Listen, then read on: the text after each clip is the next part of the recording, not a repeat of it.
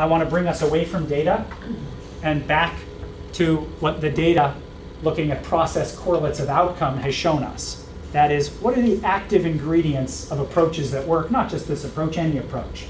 And as I said earlier in the day, regardless of therapeutic modality, the best predictor of success in helping people, regardless of what you're trying to help them with, is the relationship between helper and helpee. And helping is messy. It takes time. It's not something you do to someone, it's something you do with someone. Sometimes people leave a workshop like this and they will say something nice like, "Thank you very much, this was really interesting, and you know what, I can't wait to get home and try this on my kids." And I have to stop them as on their way out the door and say, "Thank you, but remember, you can't use Plan B on your kids. You can do Plan B with your kids, but that's a big difference."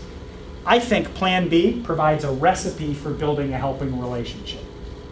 It's the philosophy behind the approach, and the ingredients of Plan B, I think, are a great combination to produce the kind of helping relationship that's the best predictor of outcome.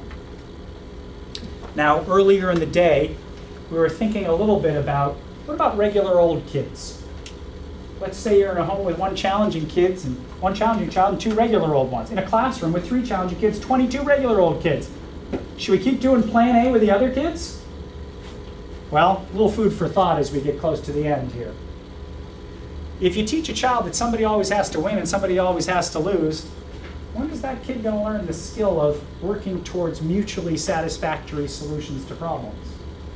And if you teach a kid that winning depends on being bigger and stronger, well, what are we going to do when they're bigger and stronger than us?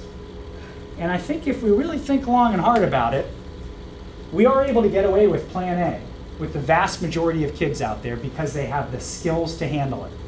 But what are they doing? Biding their time until they get bigger and stronger than other people so that they can be the ones now to impose their will on other people. And I think when you look at the world stage, what you realize is we have generations of adults that aren't particularly skilled at coming to mutually satisfactory solutions to problems. Because what do people do when there's a problem? They quickly line up and figure out who's bigger and stronger because we know that might makes right. Wouldn't it be amazing to imagine a day where the next generation of adults was more skilled at taking somebody else's perspective and thinking about how to work towards win-win than recognizing that might makes right? How do you do that? I don't think with Plan A.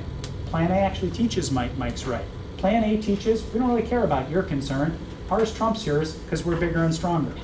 I'm not sure that's a lesson we want to teach the youth of America. I always like to add that if you teach a child that adults are the only ones with good ideas, when are they going to get to learn they have good ideas, and when do they get to practice them? And too often when kids finally leave the home, leave our schools, whether they're lucky enough to go to college or start their first job, we see them flop. And why? Because I think they don't have the adult around to do the thinking anymore for them. How are we going to help them think independently?